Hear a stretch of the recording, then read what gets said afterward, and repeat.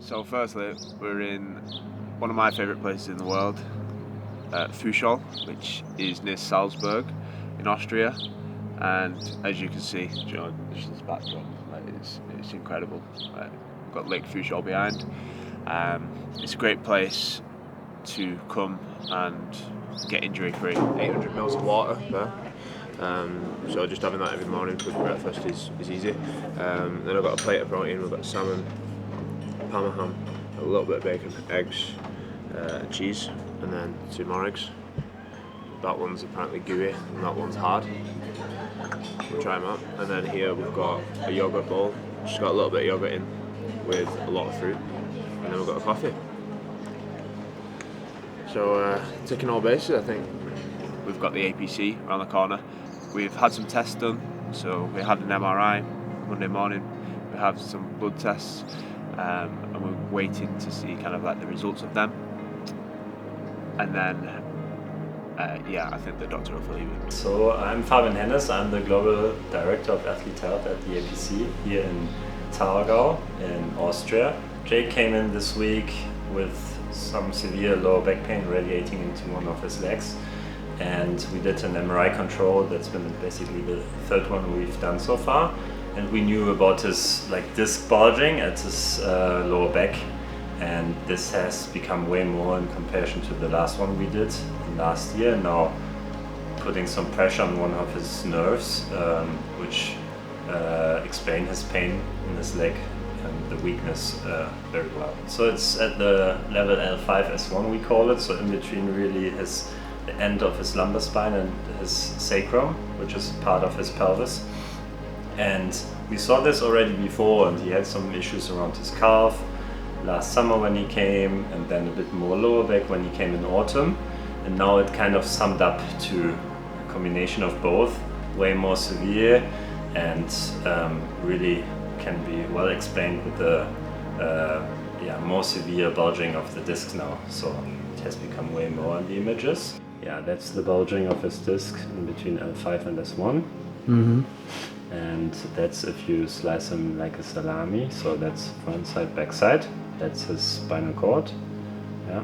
And that's the disc pushing out onto the nerve. Good thing is, if you check him on the bench, he's not experiencing any significant strength loss. Yeah, it's more about his strength endurance. So basically, that's why he couldn't continue running, because when he started running, using his calf muscles got really tight, and at some point he couldn't push off anymore, and that's because there's some pressure on his nerve at his back, so he can't develop the power anymore. And do you think there's a good chance he can make a full recovery? 100%. So he will become good again. He will be feeling well and go back to his exercise. That's for sure. It's just a matter of time right now. Yeah. So I'm a physical performance coach, and my role is to essentially work with Red Bull athletes that come through that have kind of rehab or performance questions. And I work as part of a multidisciplinary team to provide hopefully a top tier service to the guys and girls that come through. Based on the findings from the medical team and the diagnostics, we're trying to focus on a few different things. The main outcomes of today's session are obviously, like I've said earlier, to make sure that Jay can still maintain his strength, maintain his endurance, but alongside that, we're also looking for solutions to help him get more space and movement around the hips and spine. So we'll start the session with some quite basic breathing exercises, and then start into some lower level trunk activation and coordination. And for someone like Jake, who's super strong and is used to shifting a lot of weight and running hard, actually some of these low level movements are pretty difficult. So we'll do that, and then we will build up the intensity of the trunk work, and trying to think about training the trunk in 4 quadrants. We have the kind of the anterior, lateral, left and right, and then the posterior, and trying to kind of bulletproof this area. And then we'll introduce some lower limb loading for Jake. So he hasn't done a lot of strength work in the last 10 days. So we will do probably some higher volume loading for the knee and the hip, just to get like an early stimulus that he can kind of repeat quite regularly throughout the next week or two. Then once he kind of soaks up this work, then we can start to load him again if the back's feeling comfortable.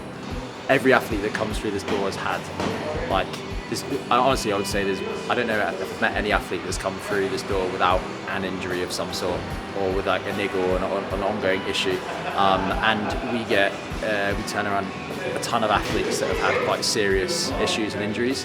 So, say, we don't make Jake's injuries sound insignificant, but we've had some very kind of complex, difficult injuries, and athletes go on to make full recoveries. What I would say is, like, you know, HYROX is a new and emerging sport, so we're constantly building our skill set and knowledge within this domain. And I think like it's because of the infancy of the sport, people are still understanding what makes the perfect athlete and what tools we need to actually provide to this athlete to stay at a top level. What do you think led to you the World Championships? Well, I was injured, but that's down to my own fault. Looking back, I just did way too much before, thinking I'm invincible, thinking that I can say yes to everything, every opportunity that I get, which is great at the time, but it's not what an athlete needs to do to peak for a competition, the main competition of the season. So what are you going to do moving forward? I need to learn to say no more, which is hard. Like we explained, in the last video, like it's so hard to say no to these amazing opportunities. I think right now I'm building a plan. I need to map out my full year, and that's what I'm going to do from this off season. So, over this next week, we're finding out what the issue is with my injury, how we're going to recover from that. That's kind of like the main thing, and then from there we're going to set out a plan with my coach, with my athlete manager, with my team, to find the best way that we can peak for races. So, just finished our endurance session for today. Just a nice easy bike, zone 2. 60 minutes, nice and chilled. It's hot today, but good session. Feeling more and more like myself every day, which is good.